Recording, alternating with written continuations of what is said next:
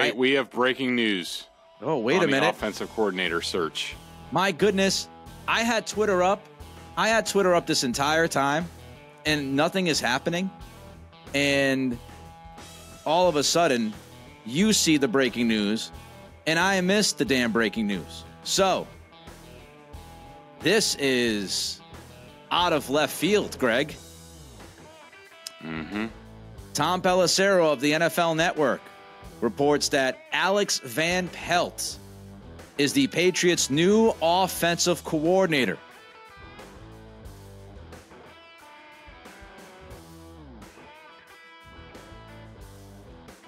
The Greg Bedard Patriots Podcast with Nick Cattles, and we're off late this week here, Greg. Straight from Mobile, Alabama, Senior Bowl. He's back in New England. He's got a lot of stuff to talk about. We'll get to all of it, but first, I remind you, this episode is brought to you by FanDuel, the exclusive wagering partner of the CLNS Media Network.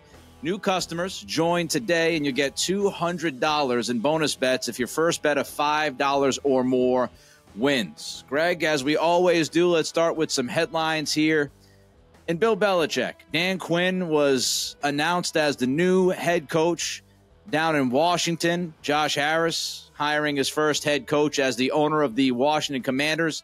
So obviously it's not Bill Belichick. Belichick officially shut out during this hiring cycle.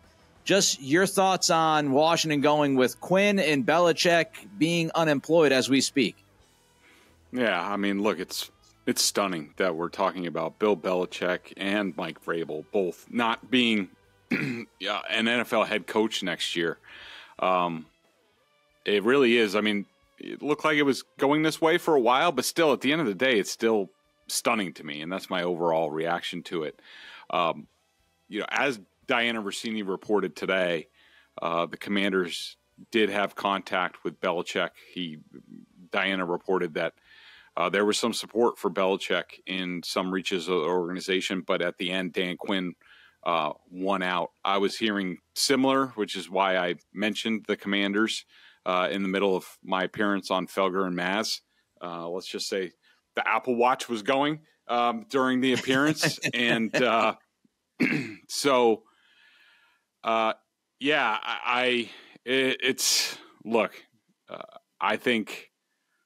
I think everybody, all these new coaching hires are going to be measured against Belichick and Vrabel.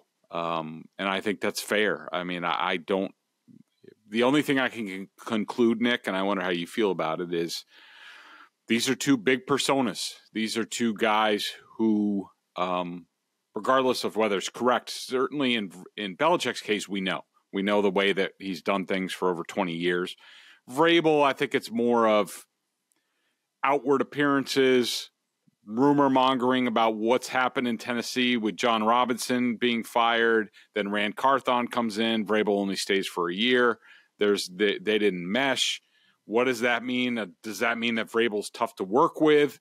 All those sort of rumors where it seems like NFL owners now sort of, they want, I don't know, they sort of want happy. They want happy-go-lucky. They want everybody to get along and everything to be wonderful, and painting little clouds and little trees, give them the Bob Ross treatment.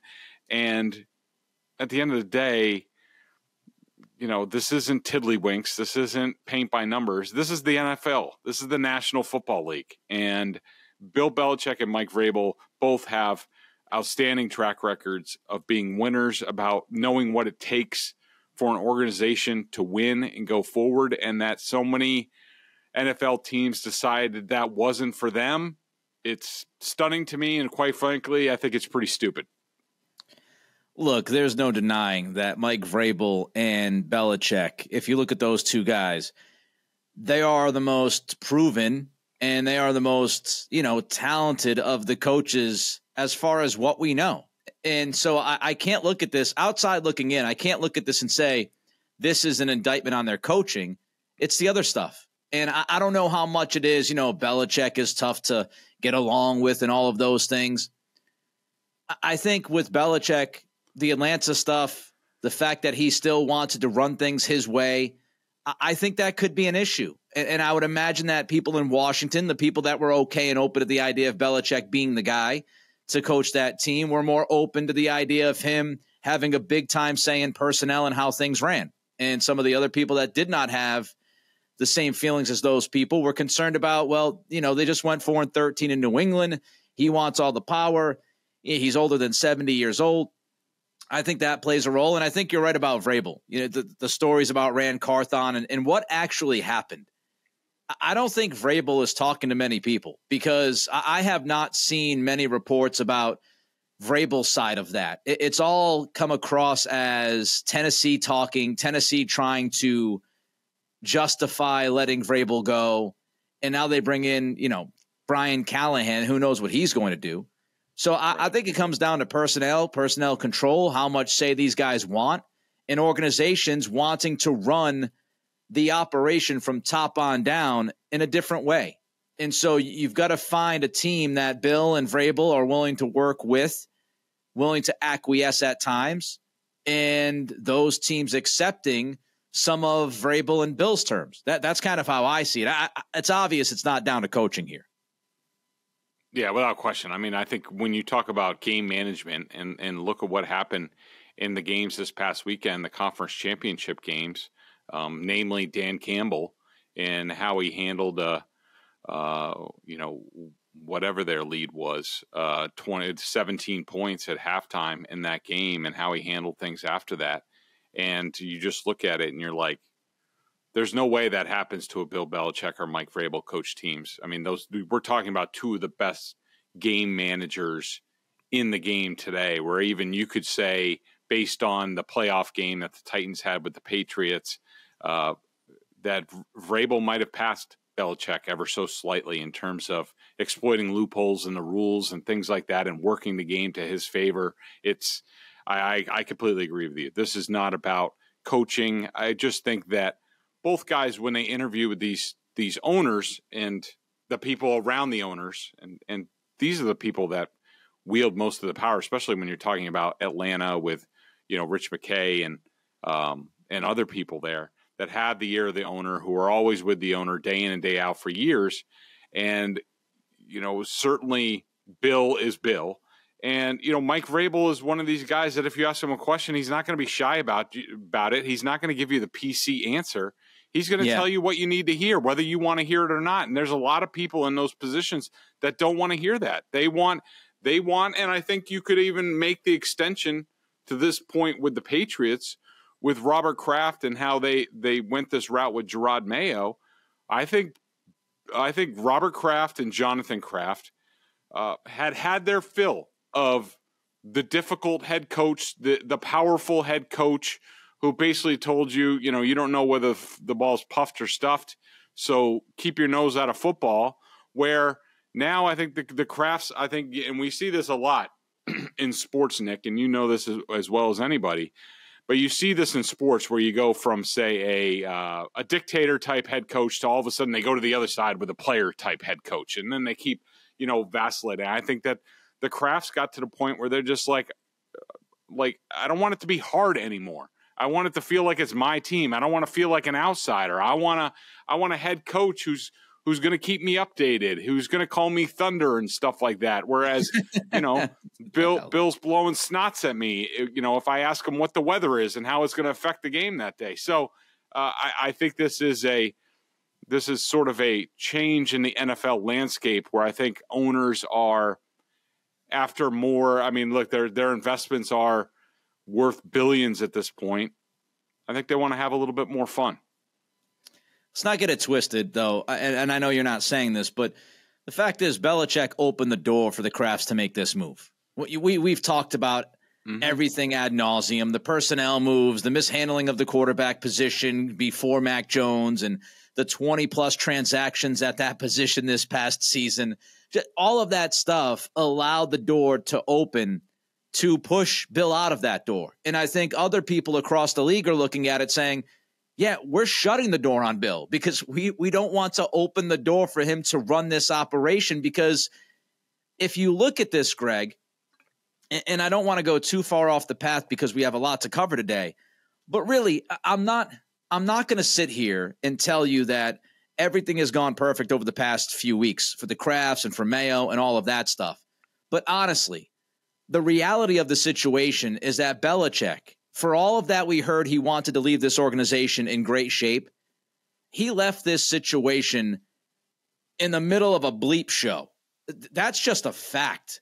I mean, he left them with this offense that is a disaster, with no true quarterback to rely on, with a coaching staff that did not have the next answer in line, a front office that, kowtowed to him for most of the time. So a lot of what we're seeing is the shrapnel from the Bill Belichick era. That's just a fact. It's a fact. The guy that made the decisions. So I think it's part of that. And I'd also say, as far as the overcorrection stuff, it's similar to a presidential election. People will say after 4 years in the office from somebody, the next president is likely going to be the opposite of that guy or woman one day, hopefully down the road. And, it's just kind of human nature after you've gone through a period with somebody that you go to somebody who's much, much different the next time around. And it does feel like the Crafts are doing that. Yep. All right, let's jump to the Philadelphia Eagles, because there have been some rumors, some whispers about Bill Belichick possibly going to the Eagles if Nick Sirianni fails. What are you hearing about that, Greg? And is it legit, that talk? Yeah, so this was I brought this up on Felger and Maz the other day that, of course, going to these things, Senior Bowl, Combine, oftentimes the football is secondary. I mean, luckily, Giardi came with me, so Giardi concentrated on the football, and I could sort of delve into, what's being said and reactions to things around the league. And, there's a lot of rumor mongering when you get a lot of agents, personnel execs, coaches, and media members all in one place with a lot of barbecue and a lot of liquor. A lot of things get said. And so probably the juiciest. Time, Yeah, it's not bad. And the weather was beautiful.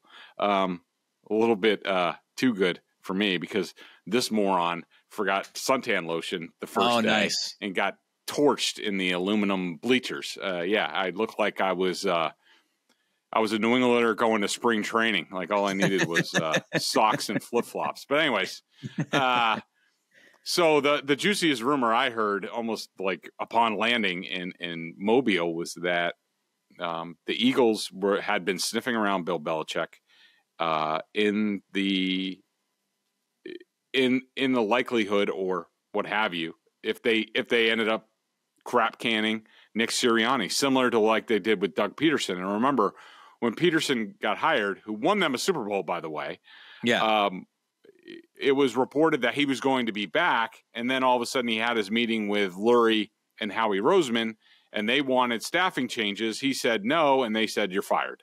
And Nick Sirianni went into this. There were already staffing changes being made, people being fired. And so obviously Nick Sirianni went the route of whatever you guys want, I'll do. And he looked like a deer in headlights at his press conference with Howie Roseman. It looked like almost like a hostage video. And so Nick agreed to whatever they wanted to. So he got a stay of execution.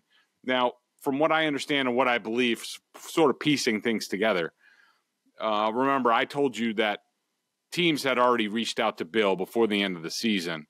We're back channeling things with him. I think that undoubtedly one of the teams that did that was the Falcons. I now believe the other team was the Eagles. I firmly believe that. I think Bill has a very good relationship with Howie Roseman. He respects Jeffrey Lurie. They were going down the toilet. They were in a free fall that looked like there was no answer to it. There ended up not being an answer to it. I think Howie is one of these guys who plans ahead.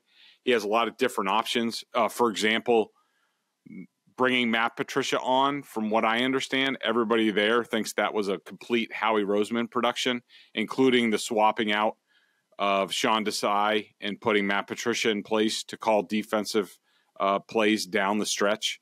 A lot of people think that was all Howie. And so it would not surprise me if Howie reached out with what was going on with the Patriots and through back channels or what have you, sort of, wanted to see if Bill would be open to that. I think he would be. People who know Bill think that he would be open to that. And so right now it's not happening, But I do think that Bill Belichick, sitting out a year, a lot of his people think that it's not about the jobs that are open now. It's more about the jobs that are open next year.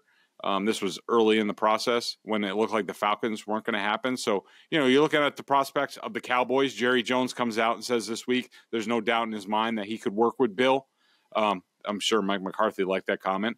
The Eagles are on the table, and you never know. Teams like Buffalo, other teams like that, teams that are close, teams that have talent that just want to be pushed over the top and aren't looking for 5, 10, 15 years down the road.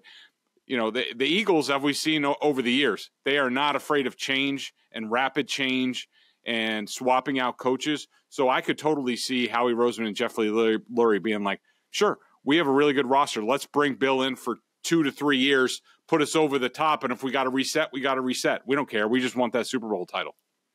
I would love to be a fly on the wall with everything going on right now and Belichick getting passed over, losing out on that Atlanta job. The Washington stuff not going his way. We know that Bill loves being in control, and his future is not in his control. And as much as we talk about, he could have this lined up, he could have that lined up. I thought he was going to Atlanta. I was squawking that it seemed like it was only a matter of time. That was a big time swing and a miss. We thought Vrabel might end up in New England. Then we found out that no, the succession plan was actually written into Gerard Mayo's contract. A lot of things can change in a year, man, and you don't know what you don't know. And it'll be interesting to see what happens with these teams. Who is going to be the next sexy hire? I mean, we all thought going into this offseason that Bobby Slowick and Ben Johnson would be 2 head coaches in 2024. Both guys are returning. So we could sit here and we can throw darts, and I'm sure that right now in this moment, Belichick might have the inside track on 1, 2, or 3 jobs if things fall a certain way. But we don't know if that's going to happen. And frankly, he's going to be another year older. So it'll be very interesting to see how things play out. All right, we're going to talk about Jeremy Springer.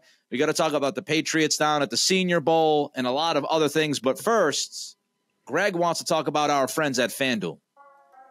Happy Super Bowl to all who celebrate from FanDuel, America's #1 sportsbook. If you're like me, Super Bowl Sunday is all about scoring the best seat on the couch, grabbing your favorite football snacks, and placing some super bets.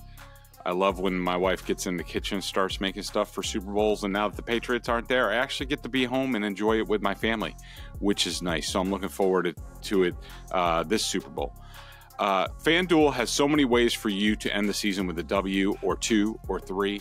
Not only can you bet on who will win Super Bowl 58, but FanDuel also has bets for which players will score a touchdown, how many points will be scored, and so much more.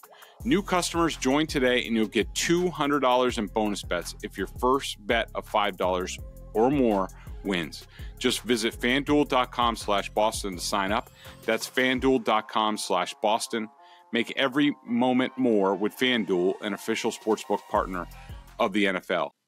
All right, let's get to Jeremy Springer, the new special teams coordinator for the Patriots. Joe Judge, Cam Acord likely gone. And let's start there before we get to Covington. Or did you get to Covington? I'm guessing you got to Covington earlier in the week. I missed earlier in the week.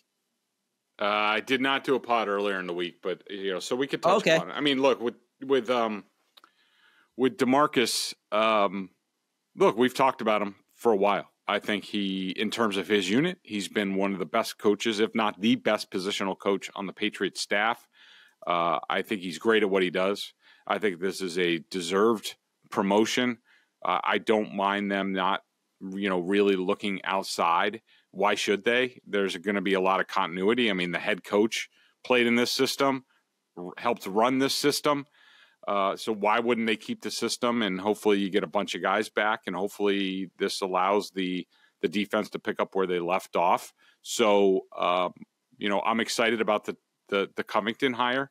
I think he definitely deserved this. What's interesting to me, Nick, is it's funny.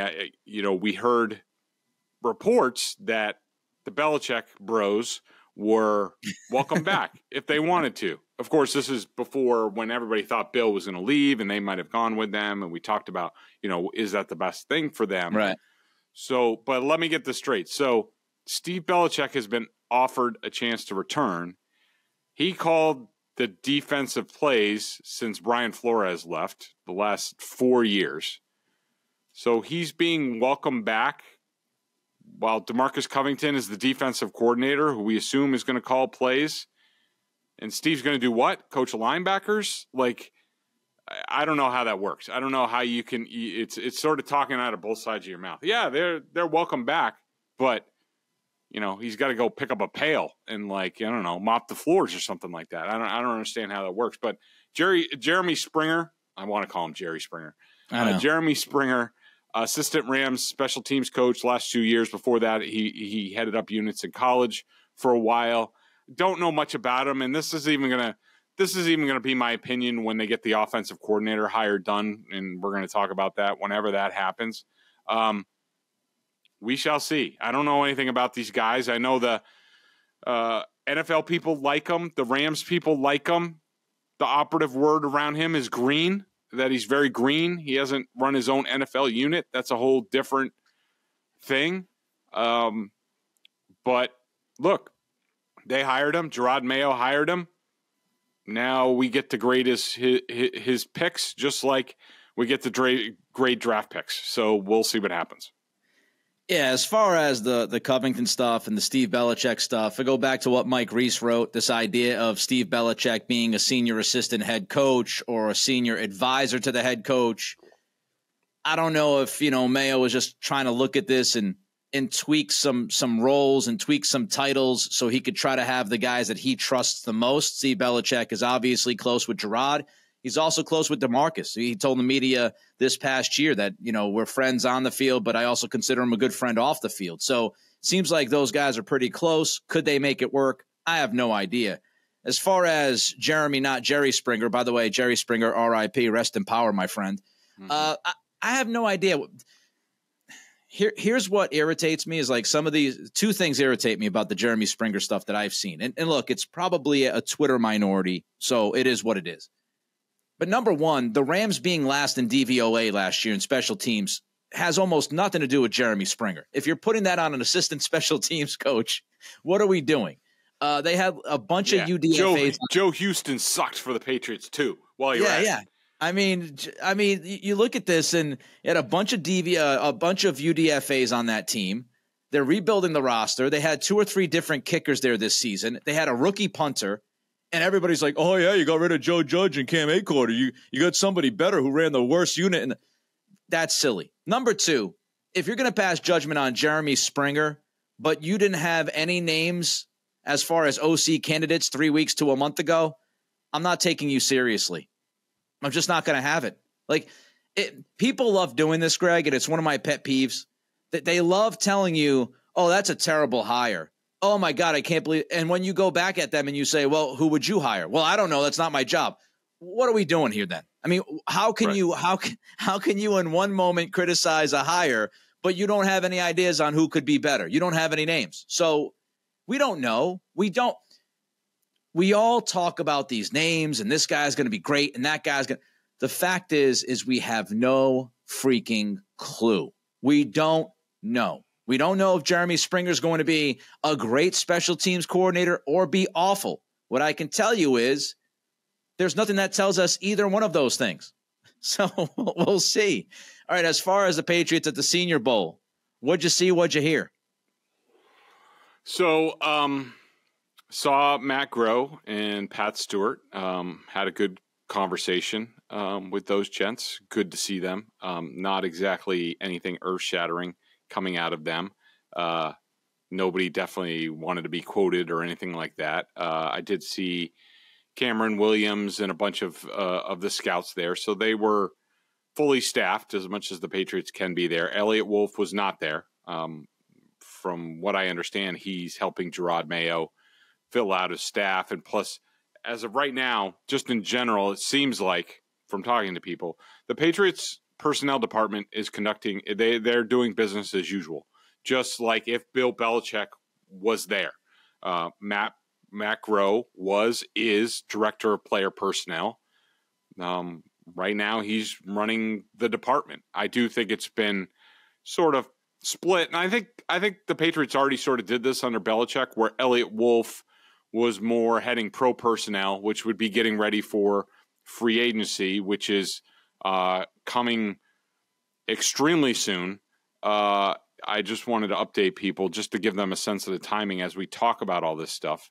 From today, deadline to franchise a player is 33 days away. The start of free agency with legal tampering is 39 days away.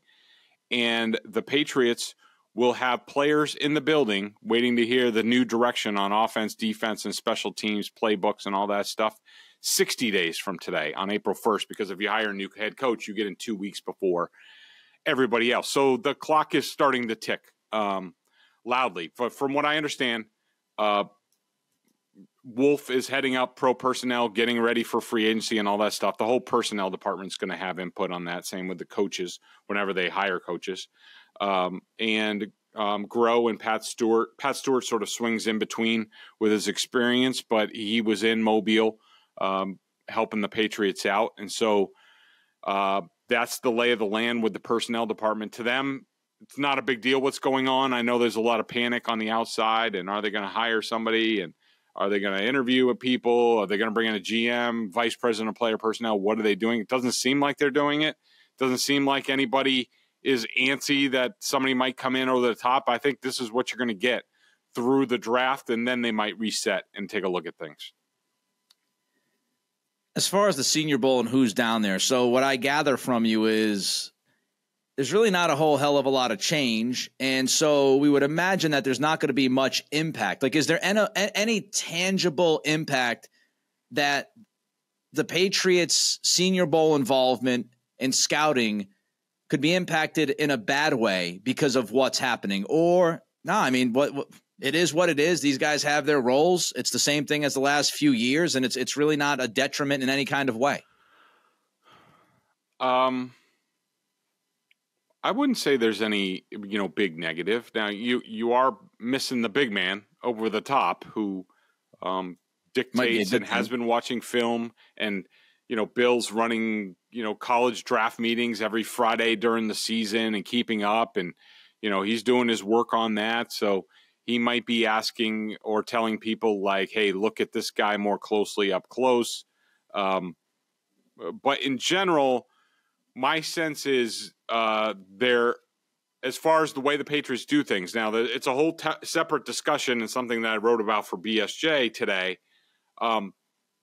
Is this what they should be doing in the first iteration of the Patriots after Belichick? Should they just be doing business as usual with the smallest scouting staff in the league, the smallest coaching staff in the league, a lack of an analytics department, like all that stuff? Like, obviously that they're not addressing that. So that's a separate topic. But in terms of what they have traditionally done, no, I don't think they're falling behind. I mean, I do think that the scouts, my sense is the scouts would like a direction on offense sooner rather than later. But still, at the end of the day, Nick, the offenses, especially what they're doing at the Senior Bowl, it's kind of generic. They do a little bit of everything, even a little RPO, what the Patriots did, even with Bill O'Brien, even with Josh McDaniels a little bit from time to time. I think that it's not a huge concern in terms of direction, but they are just looking for good football players, and that's what they always do. They certainly know their record. They certainly know where the roster is, and they know they need to do better in that department. So I think that's what they're focused on, and I don't think that really changes. I want to go back to the introductory press conference of Mayo, and Kraft said at the time that somebody will be put in place before the key decisions are made. And he also said that we will know who that person is. Number one, Greg, I think it's very important that we keep Robert Kraft to his word, and we have to keep an eye on this. And before free agency, we best have somebody in that spot, and we best know who that person is, because that's what Kraft told us will happen. So we need to hold him accountable on that. With that said, Elliot Wolf is back here with Mayo. He is helping with the interview process with the offensive coordinator candidates. Should we take that as Wolf's the GM? He doesn't have the title. It hasn't been told to us. There has been some reporting that he could be the leader. But do we look at this and just say, does it matter? At the end of the day, does it really matter if Wolf is doing that job when people say he's qualified? And the biggest thing is that nobody has necessarily told us directly that he's doing the job right now. Do I think it's a big deal that we don't know that quite yet and the way it looks? No, I don't think it's a big deal, and I do think it's somewhat in limbo. But look, that doesn't really concern me, Nick. What does concern me is, and I had NFL people asking me this stuff, watching the practices and talking to people. They're like, "Who's making the decisions over there?" Like, At some point in time, they have to have a primary football executive. I mean, somebody's got to decide who they're franchising. Are they franchising Owenu? Are they franchising Hunter Henry? Are they not using the franchise tag? At some point by early March, somebody has to be making those calls. Somebody has to have final say, let alone the draft and who's going to be extending the contract offers to the guys they want to resign from their own teams or free agents out there. Like, it's got to be somebody. You would think it would be Elliott Wolf because he has a lot more experience in that realm from what he did with the Packers and the Browns. But we'll have to see. That might be sort of switching roles for Groh and Wolf and how well that go over with Matt Groh. So you're right. Somebody's got to have the final say. That's what I'm more concerned about. Yeah, I'm with you. It has to happen, and we've got to know who that person is before the decisions are made, because we need to keep that person accountable. Who has the final say? What was the final say? Did it work? Did it not work? That's how we keep the scoreboard, right, with these guys. That's how we know. Yep. And we've had a lot of dancing around with Belichick there over the last few years. I would love some transparency. I would love some clarity. I'm not going to go too nuts yet, though, because, again, Kraft gave us a timeline. He said before these key decisions have to be made. So I'm giving him that time. But if we get there late February, early March, creeping towards free agency, and we don't hear anything, then I think, as I said, hold his feet to the fire. Then I get worked up about it. Then I'm sitting there saying, wait a minute, what the hell's going on? Because if Wolf is doing it. Go ahead. Finish your thought. No, I was just going to say, if Wolf is doing it, then I'm fine. I'm fine. Like, if he's going to be doing the job, I've been told by many people, including you on this podcast, that Wolf is qualified. People like him, all of those things. If he's the dude, cool. And if you're not telling me right now on February 1st, whatever, that's your deal. But you need to tell us at a certain point. Yeah, and without question, I think by league rule, the Patriots have to name a primary football executive, which is viewed as the general manager. Like, you don't have to give him the title, but that's the way it's viewed in terms of, can somebody block an interview request, or, can somebody leave for another job? Like, they can't, if you're the primary football executive, you can't talk to another team without permission. You can't leave for a lateral move. So there is such thing as a secondary football executive, but that's not mandatory. Not every team has to have one of those. But every team has to, at the end of the day, I think before the league year starts, they have to name a primary football executive who is basically the de facto general manager, who is deciding all football moves or has the final say. And it's going to be fascinating to see who it is. I think it's going to be Elliott Wolf at the end of the day, but could it be Gerard Mayo? Could it be Jonathan Kraft? Could it be Pat Stewart? Could it be Elliott Wolf? Could it be Matt Groh? Like, it's got to be somebody, and I don't think anybody in the building really knows what direction it's going. Are we privy to that information? Is it publicly shared, or is that something that we'd have to get reported out? I think it would have to get reported out, but I think if we ask the league office, they might let us know on background who that person is. But I could tell you what, Stacey James should get his email ready, because very shortly I will be sending an email to him every single day asking who the primary football executive is. Love it. All right, let's get to the OC search. Nick Caley, let's start with him. Kind of interesting. I said this on my podcast today, the Nick Cattle Show pod, if you want to check it out. Over 100 episodes. So lots of episodes already. But I said this on the pod. It's kind of weird. I think I said it yesterday or the day before. So everybody was saying, oh, Caley's the leader in the clubhouse. And I know Andrew Callahan wrote last night for the Herald that said he's the first finalist for the job. I don't know what that means. If he was, well, Callahan said on Boston Sports Tonight last night that just means that he's pretty much, out of all the people that I've interviewed, he's the guy that's, made it the furthest, and he's kind of seen as the favorite or whatever. Is that like the first dude or the first, what is it? The first husband or something? Anyways, yeah, go ahead. So what I find interesting, though, is like, okay, if Caley was the front runner last week, then why is he not the guy? Yeah. Why is it not done? I mean, it's a valid question. I heard Mike Reese ask that today on Zolak and Bertrand. And I'll tell you, the word in Mobile and is that Nick Caley has been telling people, and I don't know if this is before the Patriots job came up or what, but he was telling everybody how much he and his family have loved the LA and the Rams experience. He has a young family, couple kids, young. Considering the winter up here, I can definitely see the appeal of that, especially if you can afford any spot of real estate out there with all the sunshine and all that. So to me, there's a lot of things at play. I think that Caley at the end of the day is going to have to look at the situation and say, is this the right thing for me? Or is it the right thing for me to stay with Sean McVay if he'll have me, and on a coaching staff that seems to get rated every year? Maybe there's a chance for me to step up there. Zach Robinson is gone. Maybe I can become the pass game coordinator for Sean McVay, and who knows what that leads to? Probably a head coaching opportunity or a better offensive coordinator position. I think there are very real family considerations. That Nick Caley came here and left, and not much has happened.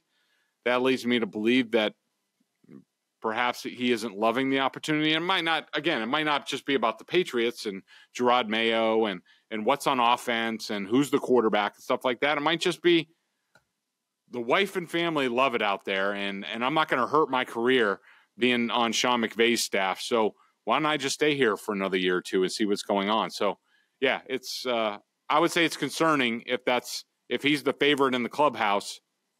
I'm not a big Luke Getsy guy, so I guess I would like Nick Caley over Getsy or whoever else they've talked to.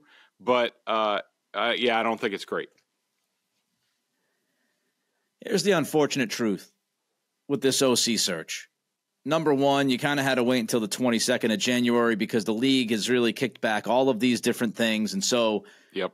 If you're Zach Robinson and you are friends with Raheem Morris and you worked with him in LA and you know that Raheem's going on head coach interviews, you're not going to make a decision until Raheem Morris is completely out of these head coaching opportunities. So Robinson going to Atlanta to me is not an indictment on Mayo or the Patriots. It's that Robinson had his buddy go to Atlanta. He can call the plays.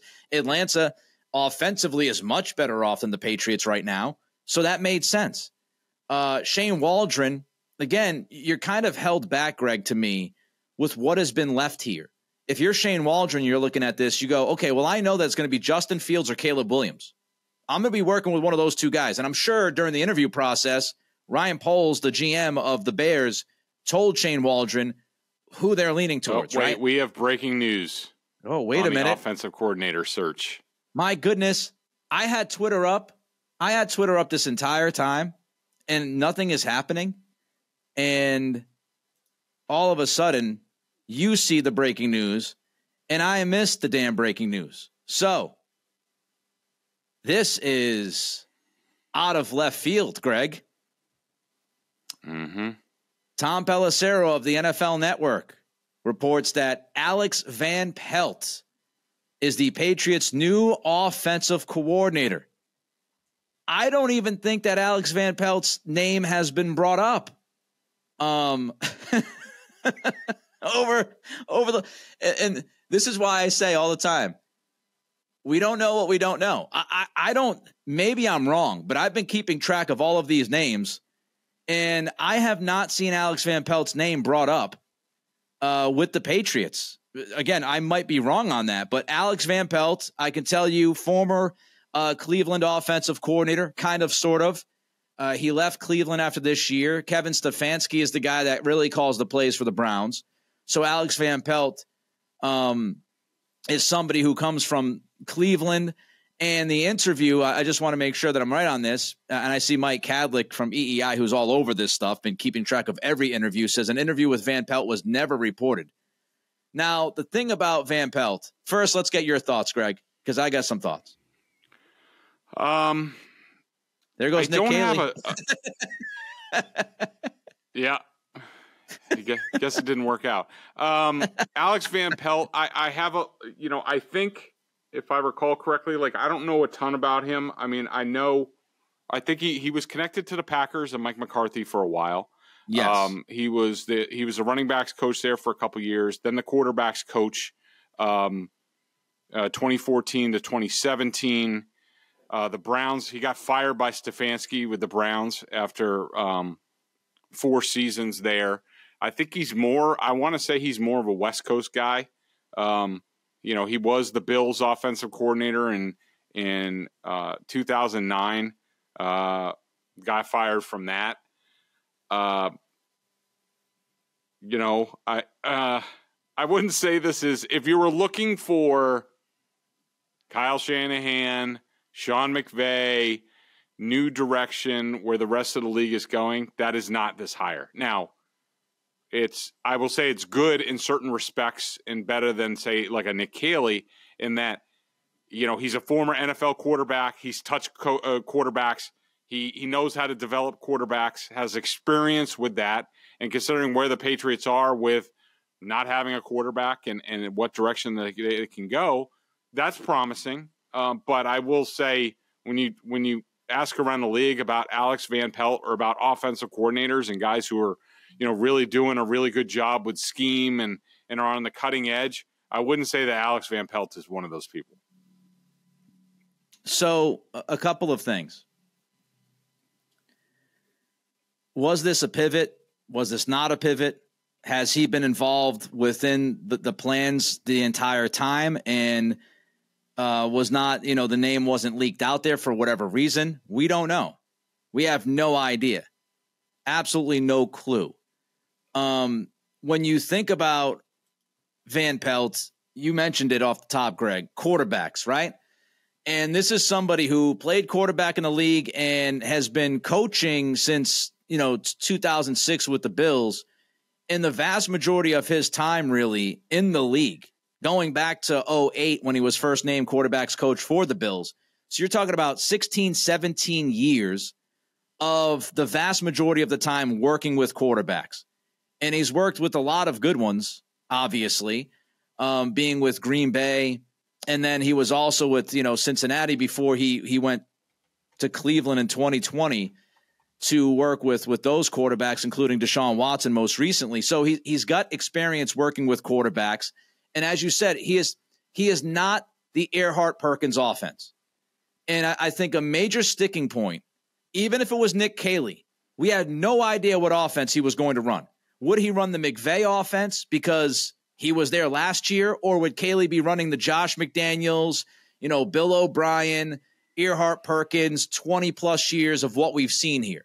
And I can only speak for myself, Greg. I don't know how you felt, but I wanted to move away from that system.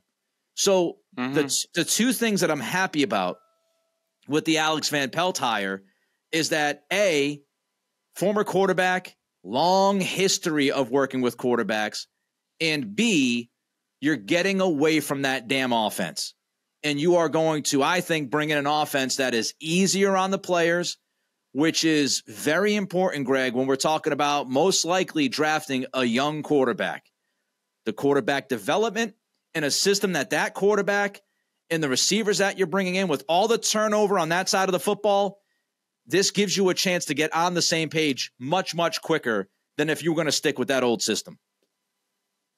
Yeah, I would agree with that. I would say it's a positive in that regard. My fear is that I hope he's not like one of these West Coast guys like McCarthy and those guys. There's there tends to be a problem with the verbiage. It's very long verbiage. Not that the Patriots were short. I just think the positives are he has a lot of experience. He's coached coaches, and yeah, I mean, I think we can officially say that the Patriots' offensive system is gone from here. It's extinct, and they are moving in a different direction, and that can certainly be a positive. But yeah, there's going to be certainly a big proving ground, and look what we said with Jeremy Springer, even Demarcus Covington, even the hire of Gerard Mayo once it was made. They made their choices, and now we get to sit back and watch. I'm not going to condemn them. They have a lot. They've interviewed this guy. I haven't.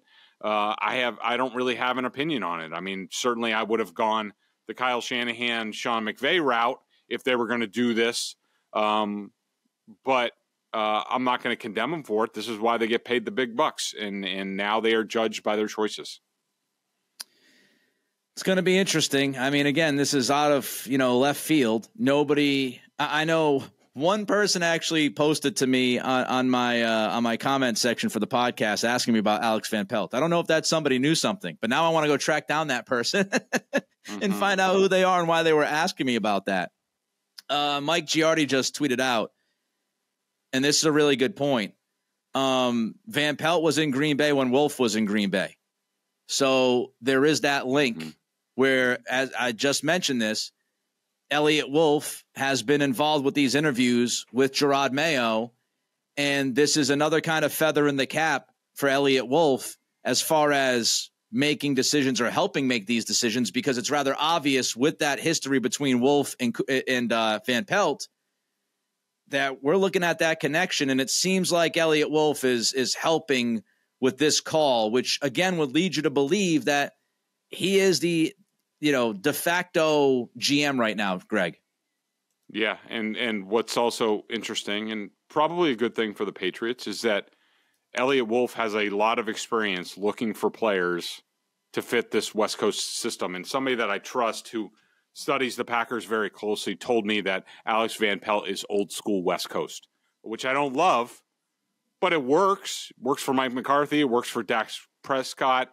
Remember Andy Reid before he added all the bells and whistles. That's really he's old school West Coast offense. It stood the test of time, and Elliott Wolf has a lot of experience getting exactly the guys that can play in this system. I think we're going to see a lot of zone running. I think we're going to see a lot of short play action. It is quarterback friendly, and Wolf, like I said, has a lot of experience getting exactly what that scheme needs for the coach and the quarterback. Yeah, I mean, this is a system, to highlight what you just said, Greg. This is a system that when you look at what happened in Cleveland this year, they played like 3 or 4 different quarterbacks, and they still won 11 games. They were able to bring in different guys. I mean, look at what Joe Flacco freaking did at the tail end of this season. This is a system that it's easy to learn. It's easy to run. And that is something that I think is vital to this operation. And here's one other thing that I will say. I give Gerard Mayo a lot of credit because, a lot of people thought like, oh, he's going to go with what he knows. And he knows, McDaniels could be back, or, maybe it's Nick Caley. Maybe Gerard Mayo and Elliott Wolf interviewed a bunch of people. We knew of 11. Alex Van Pelt makes 12. Who else was interviewed that we don't know? No clue how many guys they interviewed. But they did exactly what people wanted them to do, Greg. Go outside of the building, cast a wide net, all the stuff we talked about not happening with head coach. They did it with OC. Whether or not it's going to work, we don't know. But I like the idea of simplifying the offense, bringing somebody in who has a long history of working with quarterbacks and has been a quarterback himself, has a history of calling plays, which was another concern of mine, that everybody was going to have like no experience calling plays on this staff. Well, Van Pelt does have experience. Is he going to be good at it? I don't know, but at least he has the experience to go off of, unlike Nick Caley. So it's outside the building. It is a simplified offense. It's geared towards developing a quarterback. let me ask you this.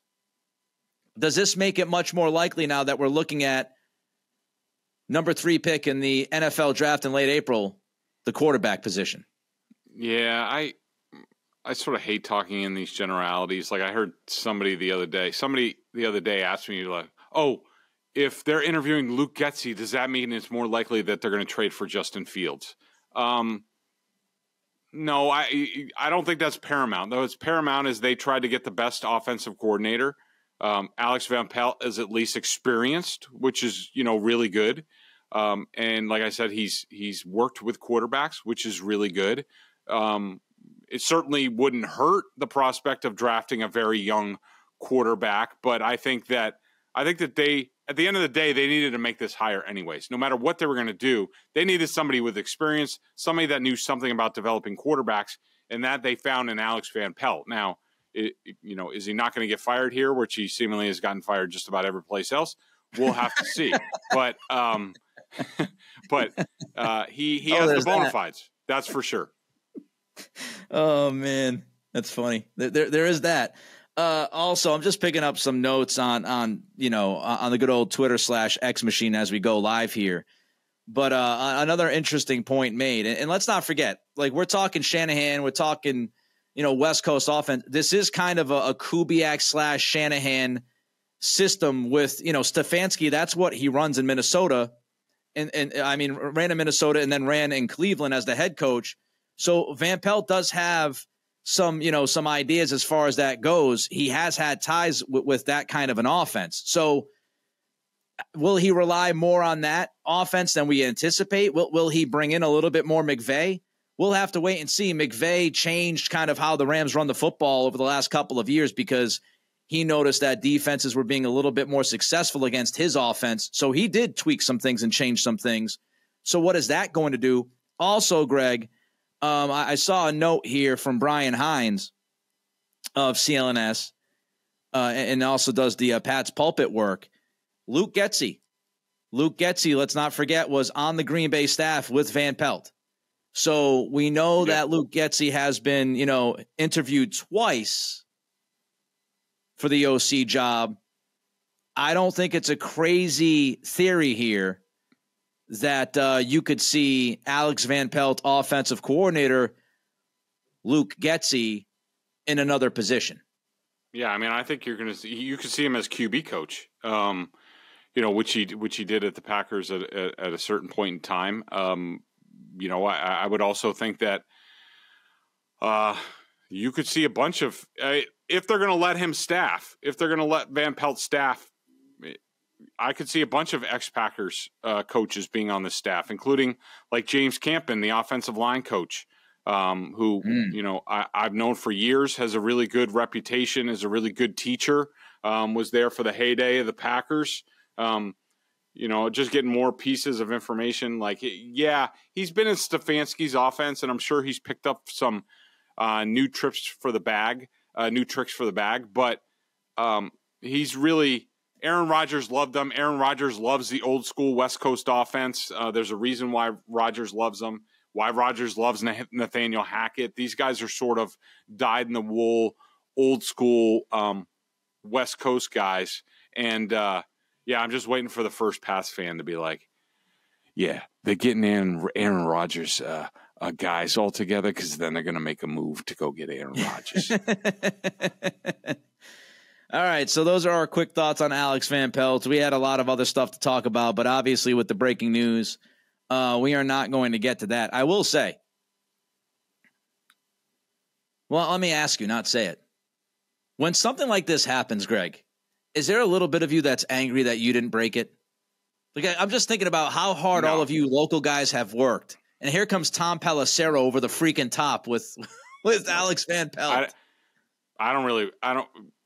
I get what I can and sort of what's going on with the Patriots, but I'm under no illusions. I mean, this is always going to the national guys through their agents and stuff like that. They're all doing favors. Like it bothers. Like I'm not one of these beat guys like like Mark and Andrew and these guys who are constantly like working this like every day and like check. Like no, that's what I used to do when I was a beat writer. I'm not a beat writer anymore. To me, I just want them to name a guy and then hey, let's dig into the X's and O's.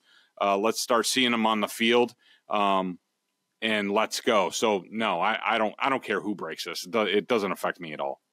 I will just tell you that the early returns on the Van Pelt hire, a lot of positivity from a number of people that I've seen on Twitter and X. And I'm talking about outside of the New England area. You know, Aaron Nagler just tweeted out, "I love this dude," and quote tweeted Palacero's tweet. And I've seen a number of people saying, "Great hire, smart hire." Mike Reese and Mike Giardi. No, Mike Reese and Jeff Howe might have the same source because they posted pretty much the same exact thing. Quick intel on Alex Van Pelt. This is from Howe.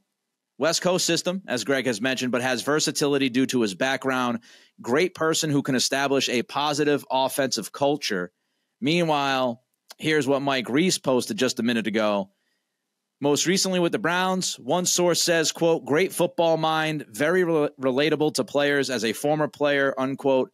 Reese adds, his system has been based in West Coast, but multiple influences. So it seems like whether this is coming from Van Pelt, whether it's coming from Cleveland, whether it's coming from the Patriots, it seems like the early push here is that, yes, he's from the West Coast. West Coast offense is pretty much the bread and butter, but he has other influences within his career that might be able to tweak this offense. So we'll see how it works out. I'm intrigued. Honestly, I'm intrigued. I was concerned, okay, Nick Caley, if it's not Nick Caley, who the hell is going to get this job? This is a guy who has interviewed for multiple offensive coordinator jobs. So he's in the circles. So how does this look? We'll see. He also obviously has a lot of ties. You talk about networks, Greg. He's got a big network. He's worked in a billion places. There's good and there's bad. He's been fired a lot, I guess, but he knows a lot of people. So as you mentioned, offensive line coach, wide receivers coach. If you want to turn this staff over like all of us have wanted to on the offensive side, you get somebody who has been in the league for 20 plus years and knows a bunch of people. So interesting. Breaking news again. We broke Vrabel's firing, Van Pelt's hiring. This is what we do. Before we bid you adieu, check Greg out, BSJ, $50 for the year. Bedard, Giardi, all the fellas there. Also, this episode brought to you by FanDuel, exclusive wagering partner of the CLNS Media Network. New customers get $150 in bonus bets, guaranteed when you place a $5 bet or more. That wins. That right? That doesn't sound right. Let me do that over again. How about this, FanDuel? Brought to you by FanDuel, exclusive wagering partner of the CLNS Media Network. New customers, join today. You'll get $200 in bonus bets if your first bet of $5 or more wins. Amit, help us out and tweak that. Until next time, he's Greg, I'm Nick, and we're getting out of here.